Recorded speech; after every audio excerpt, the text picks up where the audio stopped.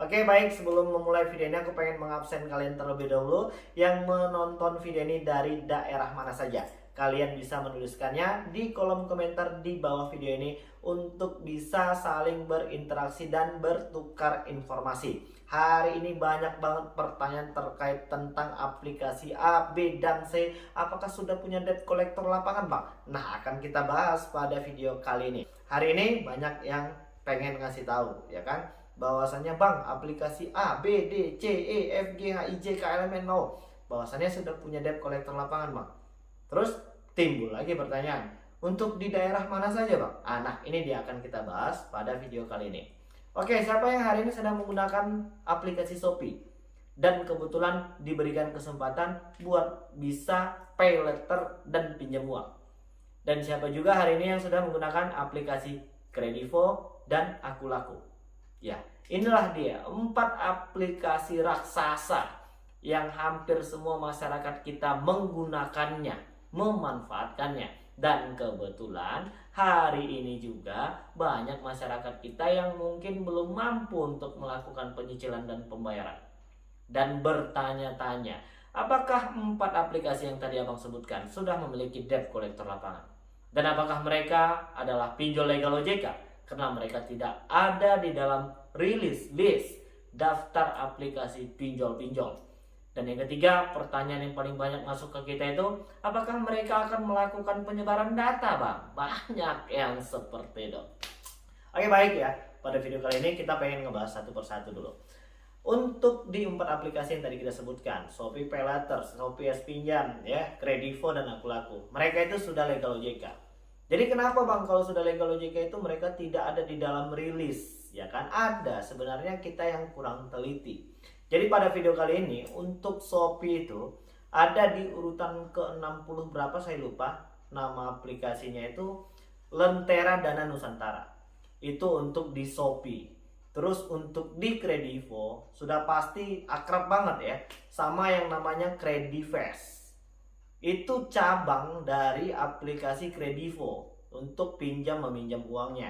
Terus untuk di aplikasi Akulaku itu adalah asetku, ya, KTA asetku apa asetku, itu merupakan bagian dari cabang dari aplikasi Akulaku.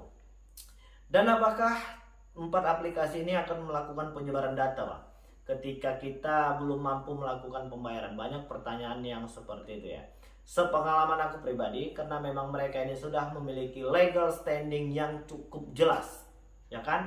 Setiap aplikasi-aplikasi yang memiliki status hukum yang jelas tidak boleh melanggar hukum, dan melakukan penyebaran data itu bagian dari melanggar hukum. Ya, apakah 4 aplikasi ini melakukan penyebaran data? Jawabannya tidak. Dan itu tidak boleh dilakukan mereka karena itu bagian dari pelanggaran hukum, ya. Jadi apabila yang 4 aplikasi tadi ini melakukan pelanggaran hukum, segera laporkan kepada pihak OJK, AFI, dan pihak kepolisian yang berada terdekat di kota kalian. Dan sepengalaman ini dan sejauh ini mereka itu tidak melakukan penyebaran data, ya kan? Jadi sudah cukup jelas. Yang selanjutnya terkait tentang debt collector lapangan. Banyak juga pertanyaan yang masuk ke kita itu, apakah nanti debt collector lapangannya akan datang ke rumah atau ke kantor Bang, ya kan? Banyak juga yang seperti itu. Padahal aku udah sering ngejawab ya. Untuk pertanyaan-pertanyaan seperti itu sebenarnya aku pengen ngasih tahu, tidak ada yang perlu dikhawatirkan. Mau ada atau tidak, yang penting kita akan terus berbenah dan kita akan menyelesaikan nanti satu persatu permasalahan ini ketika kita memang sudah benar-benar mampu. Tapi yaudah deh, aku pengen ngejawab dulu satu persatu pertanyaan yang sering paling banyak ya, supaya nanti jangan ada lagi pertanyaan terkait tentang aplikasi A, B, dan C ini, apakah sudah ada debt collector lapangannya atau tidak. Jawabannya, untuk di 4 aplikasi Shopee Pay Later, Shopee S Pinjam, Kredivo, dan Akulaku sudah memiliki debt collector lapangan. Tapi tidak untuk di semua daerah, masih hanya untuk daerah kota-kota besar. Apakah hari ini rumah kalian itu jauh banget dari kota besar? Berapa jarak tempuhnya? 1 jam atau 2 jam Bang? Masih jarang ya. Untuk aplikasi-aplikasi seperti ini paling ya di pusat kota besarnya, mungkin di kota-kota provinsinya mungkin ada.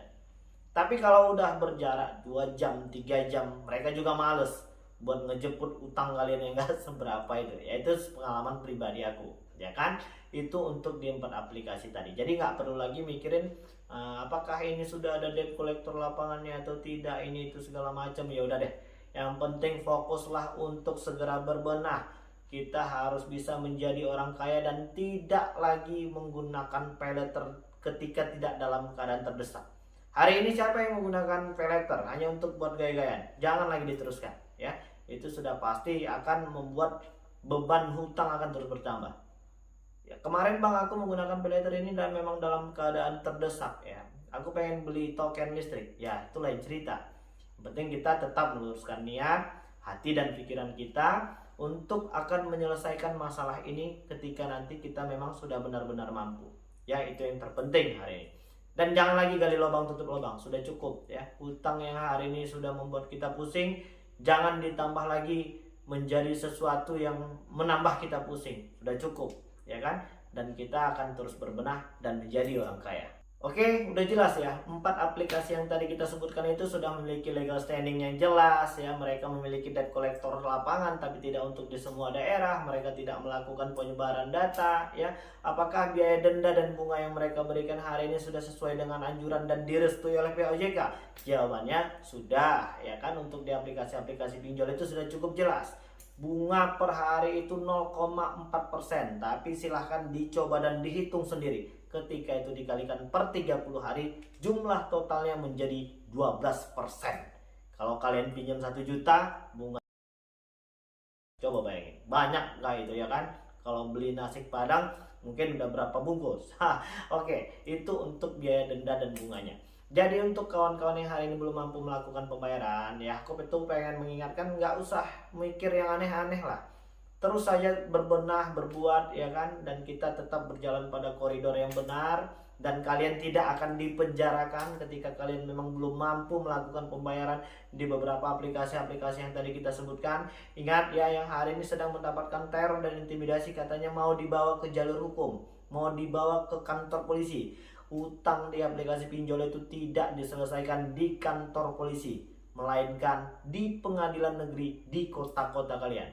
Ya, kalau memang aplikasi-aplikasi ini mau menuntut kalian. Tapi sampai dengan sejauh ini belum ada ditemukan aplikasi-aplikasi pinjol atau mungkin aplikasi-aplikasi yang tadi kita sebutkan menuntut debitur gagal bayar ke jalur hukum. Ya, tapi aku pengen mengingatkan dan mengajak kalian itu agar untuk tetap membersihkan hati, niat dan pikiran ya, supaya ini tidak lagi menjadi beban dan kita memiliki kesempatan untuk membayar semua hutang-hutang dan jangan lagi menambah deretan hutang. Oke, jadi udah cukup jelas dan mudah-mudahan video ini bermanfaat ya kan. Mudah-mudahan video ini bisa membakar kembali semangat kawan-kawan yang hari ini mungkin sedang padam, yang mungkin hari ini sedang galau. Ayo segera bangkit ya, dan jangan terlalu berlama-lama dalam keadaan keterpurukan seperti ini ya. Kita harus mampu berprestasi dan jadi orang kaya lagi. Jadi mungkin itu dulu yang bisa aku sampaikan dan mudah-mudahan video ini bermanfaat untuk kita semua. Assalamualaikum warahmatullahi wabarakatuh.